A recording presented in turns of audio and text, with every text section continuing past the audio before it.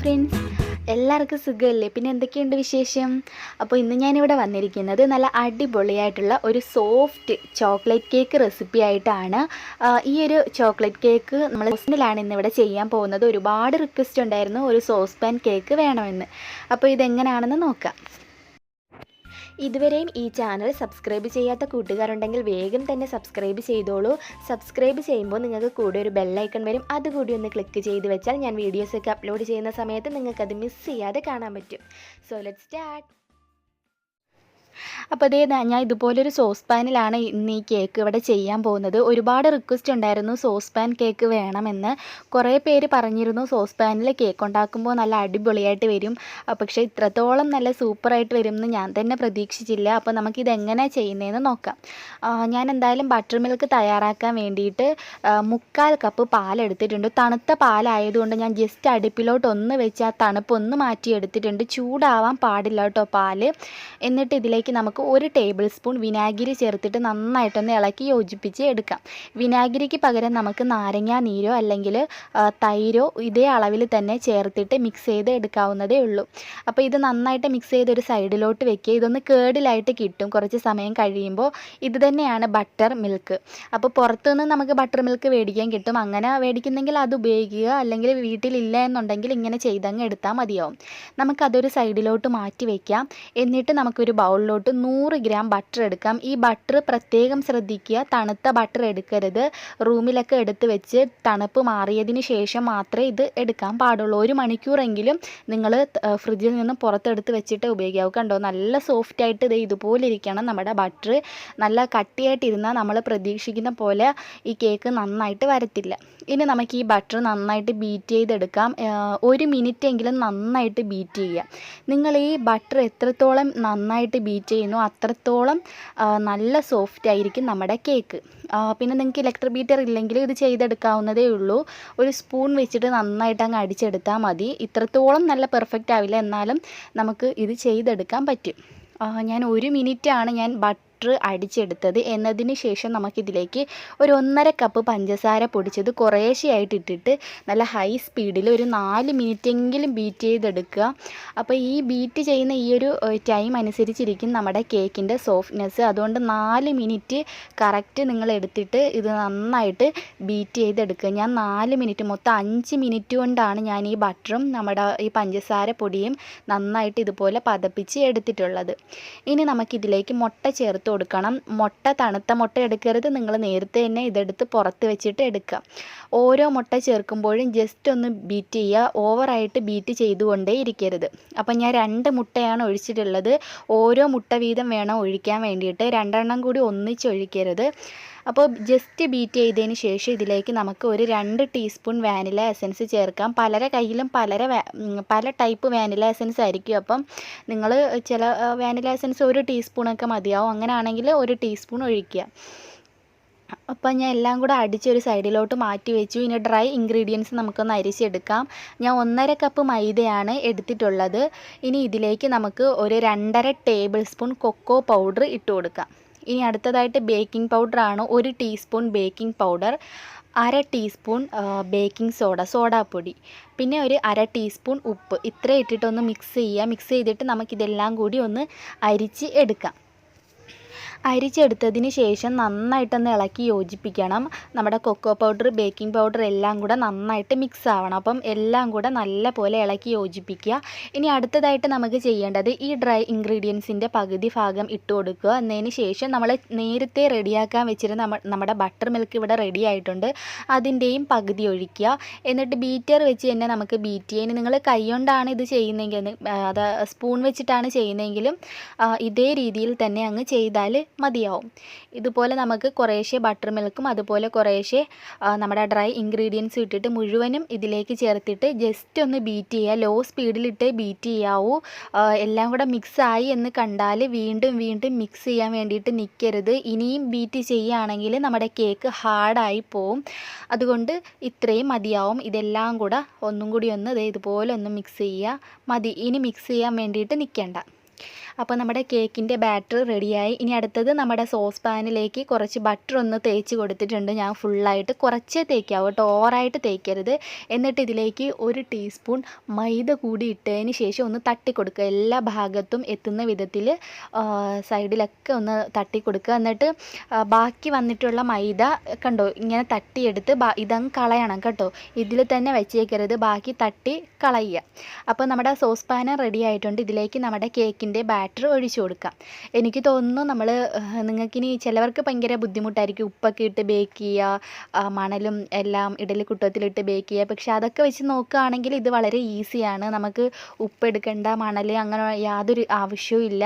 നമുക്കിത് ഡയറക്റ്റായിട്ട് തന്നെ കേക്ക് ഇതുപോലെ ഒഴിച്ച് ബേക്ക് ചെയ്യാം. പിന്നെ നമുക്ക് ഏത് കേക്ക് വേണമെങ്കിലും സോസ് പാനിൽ ഒഴിച്ച് ബേക്ക് ചെയ്യാം, ഏത് കേക്കിൻ്റെ ബാറ്റർ ആണെങ്കിലും. അപ്പം ഇന്ന കേക്ക് ബാറ്റർ ഒഴിച്ച് ബേക്ക് ചെയ്യാവൂ എന്നൊന്നുമില്ല. നമുക്ക് ഏത് കേക്ക് ആണെങ്കിലും, ഏത് ടൈപ്പ് കേക്ക് ബാറ്റർ ആണെങ്കിലും ഇതുപോലെ തന്നെ നിങ്ങൾ ഒഴിച്ചിട്ട് ബേക്ക് ചെയ്താൽ മതി. ഇത് ബേക്ക് ചെയ്യുന്നത് എങ്ങനെയാണെന്ന് ഞാൻ പറയാം. ആദ്യം ഇതുപോലെ ഒരു പാൻ നമുക്ക് വെച്ച് കൊടുക്കാം. ഇത് ഞാൻ ചപ്പാത്തി ചുടുന്ന പാനാണ്. ഇത് നന്നായിട്ട് ചൂടാവാൻ ഞാൻ വെച്ചേക്കുകയാണ്. ഇത് നന്നായിട്ട് ചൂടായിട്ടുണ്ട്. ചൂടായതിന് ശേഷം നമുക്ക് നമ്മുടെ സോസ് പാൻ ഇതിൻ്റെ മുകളിലേക്ക് വെച്ച് കൊടുക്കാം. എന്നതിന് ശേഷം ഒരു അടപ്പ് വെച്ച് മൂടുക. ഇനി നമുക്ക് തീ അങ്ങ് കുറച്ച് വെക്കാം. ഇപ്പം നന്നായിട്ട് ചൂടായി കിടക്കുന്ന നമ്മുടെ പാനാണ്. അപ്പോൾ ഇത് നന്നായിട്ട് ചൂടായി കിടക്കുക കേട്ടോ. ഇപ്പം ഞാൻ തീ നന്നായിട്ട് കുറച്ച് വെച്ചിട്ടുണ്ട്. ഇനി നമുക്ക് ലോ ഫ്ലെയിമിൽ നമുക്കൊരു 40 മുതൽ 45 മിനിറ്റ് വരെ ബേക്ക് ചെയ്യാൻ വേണ്ടിയിട്ട് വെക്കാം. അപ്പോൾ എന്തായാലും ഇടയ്ക്കിടയ്ക്ക് നിങ്ങൾ വന്ന് തുറന്നൊന്നും നോക്കരുത്. നിങ്ങളൊരു 20-25 മിനിറ്റ് ആയിട്ട്, എനിക്കിപ്പം 25 മിനിറ്റ് ആയിട്ടും ഞാൻ നോക്കിയപ്പോൾ അതുപോലെ ഇരിക്കുകയായിരുന്നു. എനിക്ക് കറക്റ്റ് 50 മിനിറ്റ് എടുത്ത് ഇത് ബേക്കായിട്ട് വരാൻ വേണ്ടിയിട്ട്. പക്ഷേ നല്ല പെർഫെക്റ്റ് ആയിട്ടാണ് ബേക്ക് ആയിട്ടുള്ളത്. വലിയ പാടൊന്നുമില്ല ഇത് ബേക്ക് ചെയ്ത് എടുക്കാൻ വേണ്ടിയിട്ട്. അപ്പോൾ ഞാൻ ഓവനിൽ എങ്ങനെ ബേക്ക് ചെയ്യുന്നതെന്ന് ഇതിൻ്റെ കൂടെ തന്നെ എഴുതിയിട്ടുണ്ട്. അത് നോക്കിയിട്ട് മനസ്സിലാക്കുക. ഇനി നിങ്ങൾ കേക്ക് വെന്തോ എന്നറിയാൻ വേണ്ടിയിട്ട് ഇതുപോലെ ഒരു സ്ക്യൂറോ എന്തെങ്കിലും വെച്ചിട്ട് കുത്തി നോക്കുക. കുത്തി ഇതിനകത്തൊന്നും ഒട്ടി പിടിച്ചിട്ടില്ല എന്നുണ്ടെങ്കിൽ നമ്മുടെ കേക്ക് നല്ല പെർഫെക്റ്റായിട്ട് ബേക്കായി എന്നാണ് അർത്ഥം. ശരിക്കും ഇതിൻ്റെ കേക്കിൻ്റെ മുകളൊക്കെ തൊട്ട് വെക്കുമ്പോൾ ഭയങ്കര സോഫ്റ്റാണ് കേട്ടോ, ഭയങ്കര സോഫ്റ്റാണ്. ഇനി നമുക്ക് ആ ഒരു കേക്ക് ചൂടാറുന്നവരെ ഒന്ന് വെയിറ്റ് ചെയ്യണം.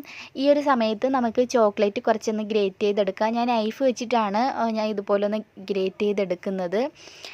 ഗ്രേറ്റർ വെച്ചിട്ട് നമുക്കിത് ഗ്രേറ്റ് ചെയ്തെടുക്കാം. എന്നിട്ട് ഇതുപോലൊന്ന് കൈ കൊണ്ട് ഞാനൊന്ന് പൊടിച്ചെടുത്തിട്ടുണ്ട്. കണ്ടോ, കൈ കൊണ്ട് തന്നെ ഒന്ന് ഒരുപാട് അങ്ങ് പൊടിക്കേണ്ട, ജസ്റ്റ് ഇതുപോലൊന്ന് പൊടിച്ചെടുക്കുക. ഇതുപോലെ നമുക്ക് കുറച്ച് ചോക്ലേറ്റ് ഇങ്ങനെ ഒന്ന് ചെയ്തെടുക്കാം. നൈഫ് വെച്ചിട്ട് ഇതുപോലെ ഒന്ന് ആക്കിയിട്ട് കൈ കൊണ്ട് അങ്ങ് പൊടിച്ചെടുക്കുക. അത്രയേ ഉള്ളൂ, വലിയ പാടൊന്നും ഇല്ല കേട്ടോ. ഇനി അടുത്തതായിട്ട് ഞാനിവിടെ കുറച്ച് ചോക്ലേറ്റ് മെൽറ്റ് ചെയ്യാൻ വേണ്ടിയിട്ട് വെച്ചിട്ടുണ്ട്. ആദ്യം ഇതുപോലൊരു ബൗളിൽ വെള്ളം വെക്കുക. എന്നിട്ട് അതിൻ്റെ മുകളിൽ നമ്മുടെ ചോക്ലേറ്റിൻ്റെ ബൗൾ ഇറക്കി വെക്കുക. ഞാനൊരു 2 ടേബിൾ സ്പൂൺ പാൽ ഒഴിച്ചിട്ടുണ്ട്. ക്രീം ഉണ്ടെങ്കിൽ അത് തന്നെ ഒഴിക്കുക. എൻ്റെ അടുത്ത് ഇപ്പോൾ ക്രീം ഇല്ല, ഫ്രഷ് ക്രീം എല്ലാം ഉണ്ടെങ്കിൽ ഒഴിക്കാം. പാലായാലും മതിയാവും കേട്ടോ. ഞാൻ ഒരു 2 ടേബിൾ സ്പൂണേ ഒഴിച്ചിട്ടുള്ളൂ. ഇനി നമുക്ക് തീ ഓൺ ചെയ്തതിന് ശേഷം ഇത് നന്നായിട്ടൊന്ന് മെൽറ്റ് ആവട്ടെ. നിങ്ങൾ ഇത് ഇളക്കി കൊടുക്കരുത്. ഇതുപോലെ നല്ല ആവിയൊക്കെ കയറി ഈ മുകൾ ഭാഗം ഇതുപോലെ വെള്ളം പോലെ നമുക്കൊന്ന് ഫീൽ ചെയ്യും. ആ സമയത്ത് എല്ലാം കൂടെ ഒന്ന് ഇളക്കി യോജിപ്പിക്കുക. അല്ലാതെ ഇത് ഇട്ട ഉടനെ നിങ്ങൾ ഇളക്കി നിൽക്കേണ്ട ആവശ്യമൊന്നും ഇല്ല. ഒരു 5 മിനിറ്റ് എടുക്കും ഇതൊന്ന് മെൽറ്റ് ആവാൻ വേണ്ടിയിട്ട്. 5 മിനിറ്റ് വരെ നമുക്ക് ഇങ്ങനെ വെച്ചിട്ട് വേണം ഇളക്കി യോജിപ്പിച്ച് എടുക്കാൻ വേണ്ടിയിട്ട്. അപ്പോൾ ഈ പാലൊഴിക്കുന്നത് എന്താണെന്ന് വെച്ചാൽ, നമ്മളല്ലെങ്കിൽ ഇത് ചൂടാറാൻ വെക്കുമ്പോൾ ഇത് നല്ല കട്ടിയായിട്ട് നമുക്ക് ഒട്ടും എടുക്കാൻ പറ്റാതാവും. അതുകൊണ്ടാണ് നമ്മൾ പാലൊഴിച്ചിട്ട് അത് മെൽറ്റ് ചെയ്തത്. ഇനി ഇത് നന്നായിട്ടൊന്ന് ചൂടാറാനായിട്ട് നമുക്ക് മാറ്റി വയ്ക്കാം. എന്തായാലും നമ്മുടെ ചോക്ലേറ്റ് കേക്ക് കംപ്ലീറ്റ് ആയിട്ട് ചൂടാറിയിട്ടുണ്ട്, നല്ല ചൂടാറി. ഞാനിതിപ്പോൾ പിറ്റേ ദിവസം കേട്ടോ നിങ്ങളെ കാണിക്കുന്നത്. ഞാൻ ഒരു ദിവസം ഫുള്ള് ഇത് റൂമിൽ തന്നെ അടച്ച് വെച്ചിരുന്നു. നമ്മൾ പിറ്റേന്ന് കേക്ക് എടുത്ത് കഴിക്കുമ്പോൾ വളരെ ടേസ്റ്റിയാണ്. അതുകൊണ്ടാണ് ഞാനിപ്പോൾ പിറ്റേന്നാണ് ഇപ്പോൾ എടുത്തിട്ടുള്ളത്. ഞാൻ ഇന്നലെയാണ് ഇത് ഉണ്ടാക്കി നിങ്ങളെ കാണിച്ചത്. ഇനി നമുക്ക് ഈ സൈഡൊക്കെ ഒന്ന് വിട്ടെടുക്കണം. ഒരുപാടങ്ങ് ആക്കി കൊടുക്കേണ്ട, ജസ്റ്റ് ഒന്ന് ഇളകി വരാൻ വേണ്ടിയിട്ട് മാത്രം ഒന്നിങ്ങനെ ആക്കി കൊടുക്കുക. ഇത് പെട്ടെന്ന് ഇളകും, ഇങ്ങനെ ചെയ്യണമെന്നും ഇല്ല, എന്നാലും ജസ്റ്റ് ഒന്നിങ്ങനെ ആക്കി കൊടുക്കുക. കണ്ടോ, ഒന്ന് കമത്തിയിട്ടാൽ മതി, പെട്ടെന്ന് തന്നെ നമുക്ക് കേക്ക് ഇളകി കിട്ടും. നല്ല സോഫ്റ്റ് ആട്ടോ, എത്ര അങ്ങനെ പറയാൻ പറ്റുന്നില്ല. സോസ് പാനിൽ ഇത്ര പെർഫെക്റ്റ് ആയിട്ട് വരുമെന്ന് ഞാൻ തന്നെ കരുതിയില്ല. അപ്പോൾ ഇനി മുതൽ നിങ്ങൾക്ക് എന്താ പറയുക, നിങ്ങൾക്ക് ഉപ്പൊക്കെ എടുത്ത്, ചിലവർക്ക് ഉപ്പിൻ്റെ സ്മെല്ലൊക്കെ വരുമെന്ന് പറയുന്നുണ്ട്. അവർക്കൊക്കെ ഇനി ഇങ്ങനെ ഈ രീതിയിൽ തന്നെ കേക്ക് ഉണ്ടാക്കാവുന്നതേ ഉള്ളൂ കേട്ടോ. ഇനി നിങ്ങൾക്ക് ഈ ഒരു രീതിയിൽ ഉണ്ടാക്കാം. ഏത് കേക്ക് ബാറ്റർ ആണെങ്കിലും നിങ്ങൾ സോസ് പാനിൽ ഒഴിച്ച് ഇതേ രീതിയിൽ തന്നെ അങ്ങ് ചെയ്തെടുത്താൽ മതി. ഇനി അടുത്തത് ഞാൻ നൂല് ഉപയോഗിച്ചിട്ടാണ് ഇത് കട്ട് ചെയ്യാൻ പോകുന്നത്. നമ്മുടെ സാധാരണ നൂലെടുത്ത് കൊടുത്തിട്ട് കറക്റ്റ് ആ നടുക്ക് ഭാഗത്ത് തന്നെ നൂല് വെക്കുക. എന്നതിന് ശേഷം ദേ ഇതുപോലെ സെൻറ്ററിൽ കൊണ്ടുവന്നിട്ട് അങ്ങ് കട്ട് ചെയ്തെടുത്താൽ മതി. വലിയ പാടൊന്നും ഇല്ല കേട്ടോ, വളരെ ഈസി. എനിക്ക് തോന്നുന്നു നമ്മൾ സാധാ നൈഫ് ഉപയോഗിച്ചിട്ട് കട്ട് ചെയ്യുന്നതിനെക്കാട്ടിൽ വളരെ ഈസിയാണ് ഈ നൂല് വെച്ചിട്ട് ചെയ്യുമ്പോൾ. നിങ്ങൾക്ക് മനസ്സിലായല്ലോ അല്ലേ? കണ്ടോ, ഇങ്ങനെ ഓപ്പോസിറ്റ് ആക്കുക. എന്നതിന് ശേഷം അങ്ങ് മെല്ലെ ഒന്ന് വലിച്ചു കൊടുത്താൽ മതി കേട്ടോ. അപ്പോൾ ഇത് 2-3 പേര് ചോദിച്ചിരുന്നു ഇത് എങ്ങനെയാണ് ചെയ്യുന്നതെന്ന്. ഞാൻ 2 വീഡിയോയിൽ കാണിച്ചിട്ടുണ്ടായിരുന്നു. അപ്പോൾ അതൊന്നും അവർ കണ്ടില്ല എന്ന് തോന്നുന്നു. അതാണ് ഞാൻ വീണ്ടും ഇങ്ങനെ കാണിച്ചത്. ഇനി നമ്മുടെ കേക്ക് നമുക്ക് എടുക്കാം. അപ്പം നമ്മൾ കേക്കൊക്കെ കട്ട് ചെയ്തു. ഞാനിപ്പോൾ വിപ്പിംഗ് ക്രീം ഒന്നും റെഡിയാക്കി വെച്ചിട്ടില്ലായിരുന്നു, അതുകൂടെ ഒന്ന് റെഡിയാക്കാം നമുക്ക്. ഞാനിവിടെ എടുത്തേക്കുന്ന 3/4 കപ്പ് വിപ്പിംഗ് ക്രീമാട്ടോ. ഞാൻ വിവോയുടെ വിപ്പിംഗ് ക്രീമാണ് ഇവിടെ യൂസ് ചെയ്യുന്നത്. ഇതിലേക്ക് ഞാൻ 3 ടേബിൾ സ്പൂൺ പഞ്ചസാര പൊടിച്ചതും കൂടെ ചേർത്തിട്ട് ഹൈ സ്പീഡിൽ ബീറ്റ് ചെയ്യുകയാണ്. പിന്നെ നമ്മളിപ്പോൾ നേരത്തെ മെൽറ്റ് ചെയ്തെടുത്ത ചോക്ലേറ്റ് ഉണ്ടല്ലോ, അത് ഞാൻ ഇപ്പോൾ ഇതിലേക്ക് ചേർക്കും. ഇനി നമുക്ക് വേണമെങ്കിൽ കൊക്കോ പൗഡർ വേണമെങ്കിൽ ഇതിലേക്ക് ചേർക്കാം. ഒരു 1-1.5 ടേബിൾ സ്പൂൺ വരെ കൊക്കോ പൗഡർ വേണമെങ്കിൽ ഇതിലേക്ക് ചേർത്തിട്ട് നമുക്ക് ബീറ്റ് ചെയ്തെടുക്കാവുന്നതേ ഉള്ളൂ ഈ ചോക്ലേറ്റ്. അപ്പോൾ നിങ്ങൾ മെൽറ്റ് ചെയ്യേണ്ട ആവശ്യമൊന്നുമില്ല. ഇപ്പം എൻ്റെ അടുത്ത് കൊക്കോ പൗഡർ ഇപ്പോൾ ഇല്ല, തീർന്നിരിക്കുകയാണ്. അപ്പോൾ ഞാൻ എന്തായാലും ചോക്ലേറ്റ് തന്നെ മെൽറ്റ് ചെയ്തത് ഇതിലേക്ക് ചേർക്കുകയാണ്. അപ്പോൾ നിങ്ങൾ ഒരു കാര്യം ചെയ്യുക, ചോക്ലേറ്റ് മെൽറ്റ് ചെയ്ത് ഇതിപ്പോൾ ചൂടാറിയപ്പോൾ ഒന്നുകൂടി ഒന്ന് കട്ടിയായി കിട്ടിയിട്ടുണ്ട്. കണ്ടോ, നല്ല കട്ടിയായി. അപ്പോൾ ഇനി ചെയ്യേണ്ടത്, നിങ്ങൾ പാലൊന്നും ഇനി എടുത്ത് ഒഴിക്കരുത് കേട്ടോ. ഇനി അത്രയും ലൂസ് നമുക്ക് ആവശ്യമില്ല. ഇനി നമുക്ക് ചെയ്യേണ്ടത് ഈ വിപ്പിംഗ് ക്രീം നമ്മളിപ്പോൾ ബീറ്റ് ചെയ്തില്ലേ, അത് എടുത്തിട്ട് ഇതേ ഇതുപോലെ ഒന്ന് ഇളക്കി യോജിപ്പിക്കുക. കുറേശ്ശെ ഇട്ടിട്ട് ഒന്ന് നന്നായിട്ട് ഇളക്കി യോജിപ്പിച്ചിട്ട് നമുക്കിത് മുഴുവനായിട്ടും ഇതിലേക്ക് ഇട്ട് കൊടുത്തിട്ട് ഒന്നുകൂടി ഒന്ന് ബീറ്റ് ചെയ്തെടുത്താൽ മതി. അത്രയേ ഉള്ളൂ, വലിയ പാടൊന്നും ഇല്ല കേട്ടോ. അപ്പോൾ ഞാൻ എന്തായാലും എല്ലാം കൂടെ ഇട്ടിട്ടുണ്ട്. ഇനി അടുത്തത് ജസ്റ്റ് ഇലക്ട്രിക് ബീറ്റർ വെച്ചിട്ട് ഒന്ന് ബീറ്റ് ചെയ്ത് നമുക്ക് എടുക്കാം.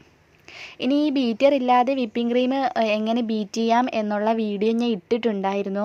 കുറേ പേരൊന്നും കണ്ടിട്ടില്ല എന്ന് തോന്നുന്നു. നിങ്ങൾ എന്തെങ്കിലുമൊക്കെ വീഡിയോസ് കാണാനുണ്ടെങ്കിൽ യൂട്യൂബിൽ തന്നെ സുമീസ് ടേസ്റ്റി കിച്ചൻ എന്നടിച്ച് നോക്കിയിട്ട് വിപ്പിംഗ് ക്രീം എന്ന് സെർച്ച് ചെയ്താൽ ഞാനിട്ട ആ വീഡിയോ നിങ്ങൾക്ക് കാണാൻ പറ്റും.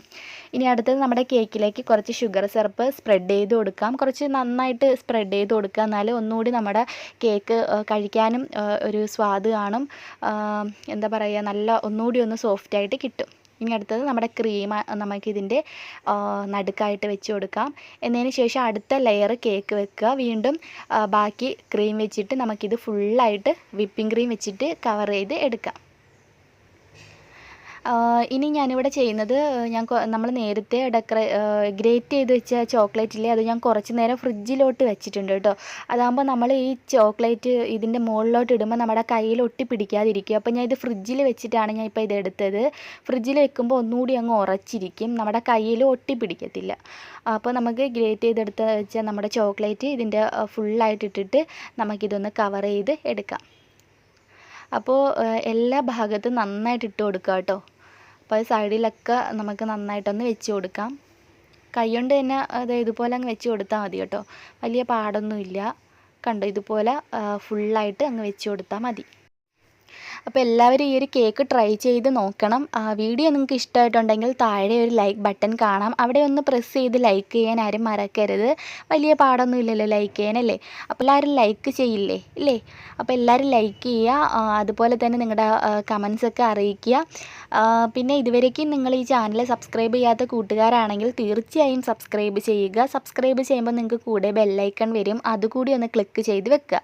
അപ്പോൾ ഞാൻ വീഡിയോസൊക്കെ ഇടുന്ന സമയത്ത് നിങ്ങൾക്ക് അതൊരു നോട്ടിഫിക്കേഷനായിട്ട് നിങ്ങൾക്ക് കിട്ടും. മിസ് ചെയ്യാതെ തന്നെ അപ്പോൾ തന്നെ ഞാനിടുന്ന വീഡിയോസൊക്കെ നിങ്ങൾക്ക് കാണാനും പറ്റും.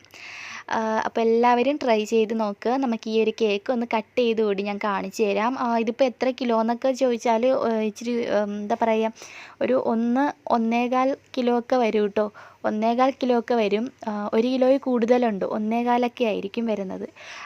അപ്പോൾ 1.5 കപ്പ് വെച്ചിട്ടായിരുന്നു നമ്മൾ കേക്ക് ചെയ്തുകൊണ്ടിരുന്നത്. അത് ഇച്ചിരി കൂടുതലാണ് കേട്ടോ.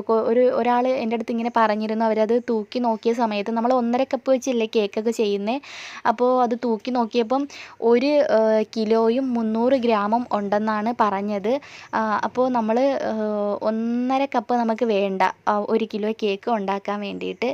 അപ്പോൾ ഞാനത് എത്രയാണെന്ന് കൃത്യമായിട്ട് അറിഞ്ഞിട്ട് നിങ്ങൾക്ക് ഞാൻ 1 കിലോയുടെ ആ ഒരു കറക്റ്റായിട്ടുള്ള അളവ് ഞാൻ പറയാം കേട്ടോ. അപ്പോൾ ഈ ഒരു കേക്ക് എല്ലാവരും ട്രൈ ചെയ്ത് നോക്കുക. വളരെ ടേസ്റ്റി ആയിട്ടുള്ള ചോക്ലേറ്റ് കേക്കാണ്. ശരിക്കും നല്ല സോഫ്റ്റ് ആട്ടോ, നല്ല പൂ പോലുള്ള സോഫ്റ്റുള്ളൊരു കേക്കാണ്. അപ്പോൾ നമുക്ക് ഇനിയും അടുത്ത ഒരു റെസിപ്പിയായിട്ട് വീണ്ടും കണ്ടുമുട്ടാം. അതുവരേക്കും ബൈ ബൈ.